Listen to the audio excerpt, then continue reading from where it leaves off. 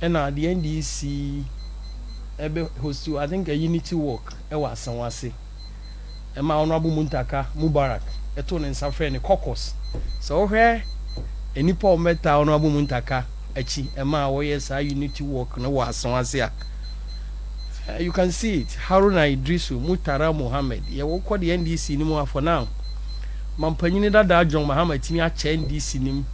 Ama omo ogiri so omo ambition ni nyina no. Wa dum omu ja. So we hwe enema esi wo the NDC parliament. Omanhene. Ebra na Haruna Idrisu ye minority leader na Muntaka Mubarak. Eja kese a na mrantie animonyamfo yi pressure omudi amaye pa from the days before. Now at a point in time, I'm pointing that John Mahama who say Haruna Idrisu ni Muntaka grow in strength. Our NDC mono necessary omo bre omo ase.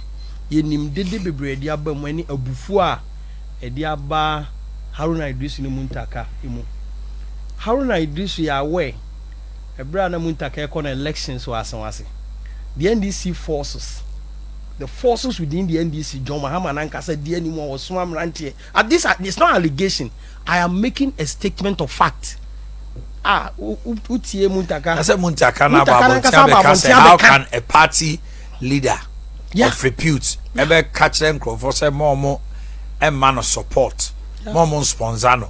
How can a party penny ebetimi ebie na no aka say mamon to abama no na odi obi ba betu? He has said it, so. Yes, let's move on. These statements as I'm lying. Any Muntaka how ultimate survival in the primaries as I say. And in his statement to make I know him mobile. I felt for him. Come me did say baby Muntaka fast I say in the midst of Ashanti region for many years I hold forth. Any said yes you fight or more as I say no. Any treatment at Jomama and this senior Sidun Katiano de Mao. Operation 1.5 million. I'm coming there. And see, there have been pictures we were Abontinia. How do I do this when Nim out the face John Mahama? And they said the NDC from point who say how do I do this in the northern region on your Juma John Mahama? Even one of their fears and they said you treaty Muntaka was once into Muntaka so no fan wagon. But politics near Muntaka and Haruna so no you can't blame them to also Omoye Bibi. Now I'm making statement to give assurance and confidence to the NDC base and John Mahama. Into on June for next so you saw this as a small screen? Oh, but of course as once in a correct Mubarak crop for you back on events at Masaudu and crop was an unity work on Omakama. And the Haruna Idrisu Abedu Ashanti man.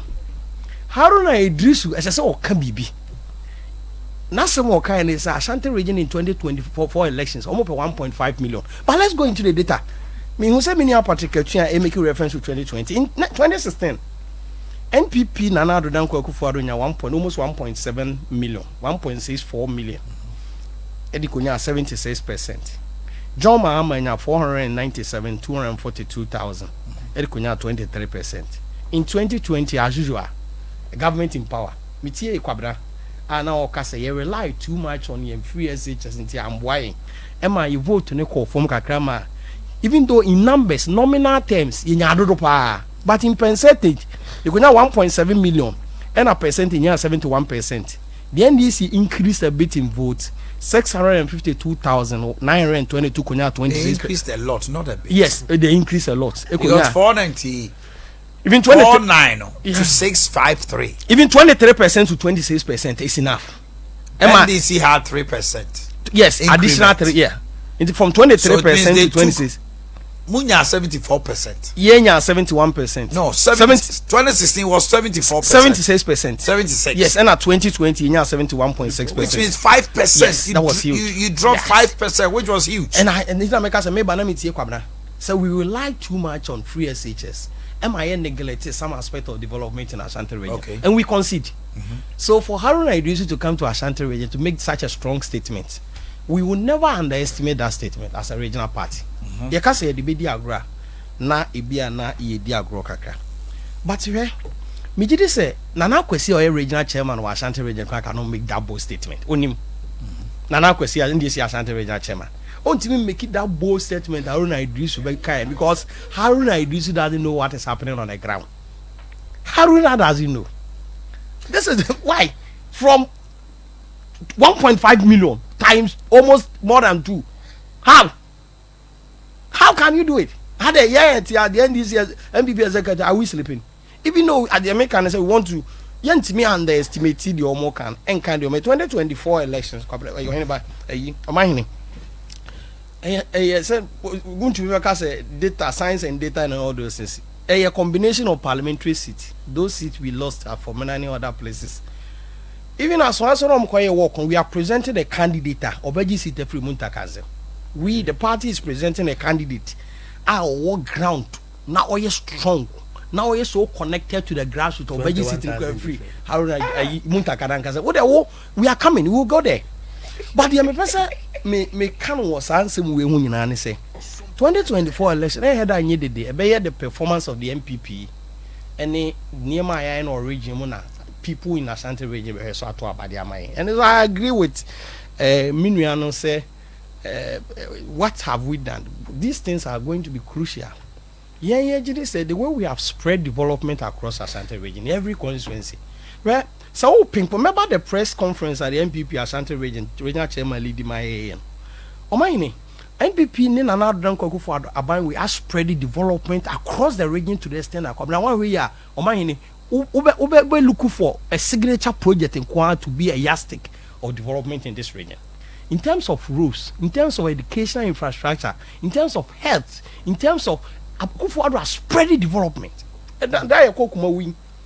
Omaini let me free Kumawu kwa Accra because I spent almost a month ewo Kumawu because of the NAA until me free Kumawu kwa Accra. Normally, if free Kumawu konkran I will see driving.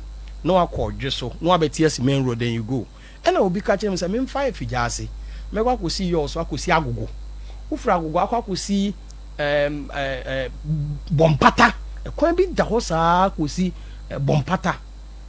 Na me fa so na me say the development e kwan pa wonam so a enkodi adwesum road na ma cars akese no ba ko fa sa kwan ne so abun say Akufo-Addo has done something in terms of roads in 2020 obi to say baby to say Bosomtwe road we kra na nye the way we have seen it 2020 Obuasi internal roads to Obuasi main road ni ehunu ni say 2020 even so for like kwan na nye baby ya drain. As we speak, by 2024 campaign, Ubehunu signature project like airport, Ubehunu central market project is your Ubehunu project. Bit say as huge as I wait to says so. But the latest one I hear can was me at 7. I was so much happy. And I'm me papa. So I mean, I'm fantastic communicator, fantastic person. The humility or the concede some of the issues, any explanation on the buy. This brings me back to the press conference, the regional chairman, the MPP executive. Your press conference, then you purposely to attack Akufo-Addo, not purposely to attack the government. Yet to about my a year, afi, and in appreciation to vote in the support to any of the media party supporters, any there be on Sunday because St. Peter's are quite sorry for the protection and any more their mind. Man, they are no pa. Now the regional chairman better than Chubo. Only did the regional executive say let us engage the media. Yentie media no so ano asem. Na yeso eno omuni nkomo. And that president Akufo-Addo ase. Chama want to me na ka brofo ni nyina. Risa brofo go say katwi frefra. That president Akufo-Addo for roads ahoro for health sectors ahoro for policies ahoro e benefited the Ghanaian people. Oda na se nyina wie no ka say we na santemaya ka kire. Eno ya the request back be request away and say so I'm interchanging the Bekanwa a best strengthen the support of the Ashanti region. And I think Enra, my papa, the godfather, chairman Mensabonsu, ever confirm Kwaka me say I think say roadmap and the outward imponing him. And I think we listen to the people in this region. First, one of the issues, crucial roles affecting us, a vote in every Kwabre. Constituency by occupy my vote to buy a Kwabre. 86,000. Yes, a lot. Where the issues in Kwabre in terms of roads. And I know Kasana 3 days ago I was in Kwabre. Who come and Pontin town roads? Who Kenya say town roads? Nina all gutters have been done. I can't see a big bit to me. Diaka a be our 120 other few areas. I would just say by 2024 ebe election all these areas will not see quota and as you roads that has been constructed. Manso kwanta manso dubia. Manso dubia. The last time I call Manso dubia even wept. But as we speak, Manso dubia part of their roads are under construction. Me no panyin no.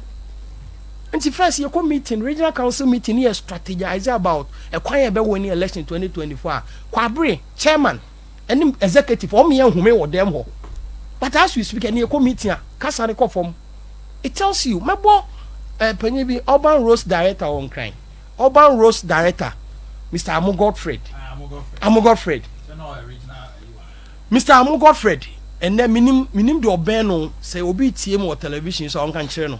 I think so free in Tonso and Asa Boa so baby. A fantastic developmental person.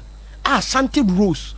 Any acquire cost of Ghana or so we're very concerned about it. Mr. Amogofred, I'm telling you, I've had opportunity to meet him several times. And all kind of issues in Libya, references of my contractors are running, how the government and Oman rules need to one among you will be shocked.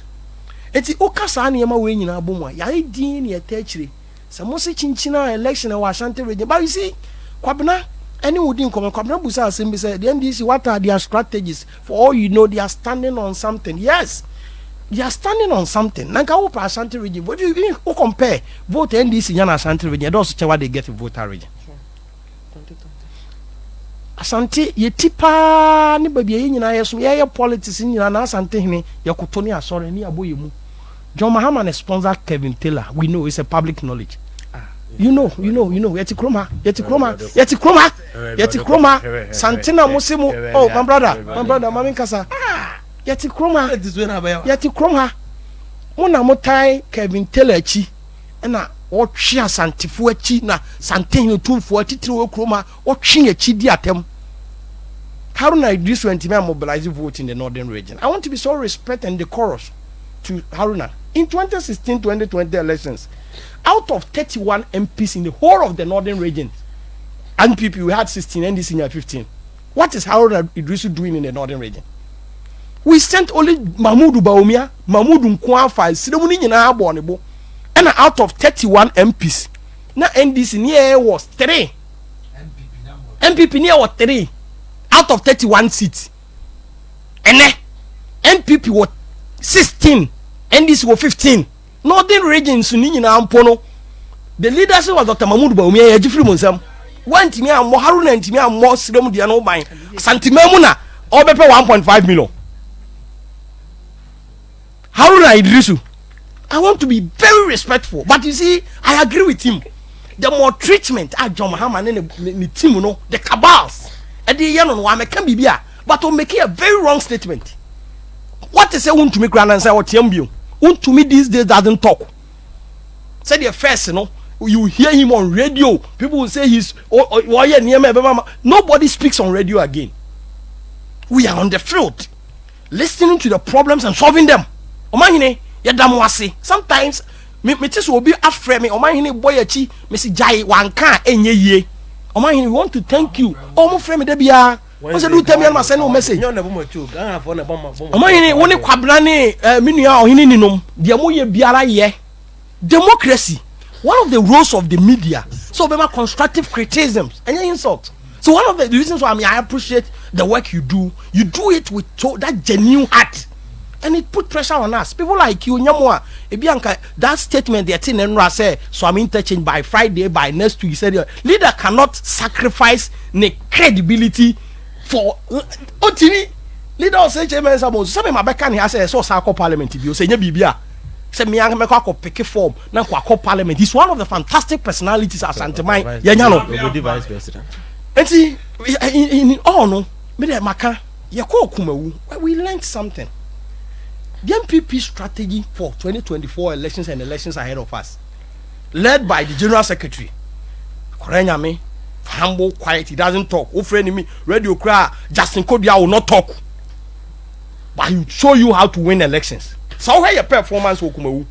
Notwithstanding the engineer Kase, Kumawu, Mimiko Kumawu for the first time, I've been there several times. By your by election, I quite am a fast one. I told myself, said, the BCBS and can. But after say now we went through audit, voter audit, strategies are what the Puntudumani Sani Manaton. How we won Kumawu election, the numbers we got, percentage, any the equity was saying off will tell Ghanaians. John Mahama, the alternative is John Mahama. John Mahama and Haruna Idrisu saw the neighborhood 1.5 million in Ashanti region. The performance of John Mahama in Ashanti region, you can't talk about it. As we speak, I'm telling you. Thank you. See, I will come back.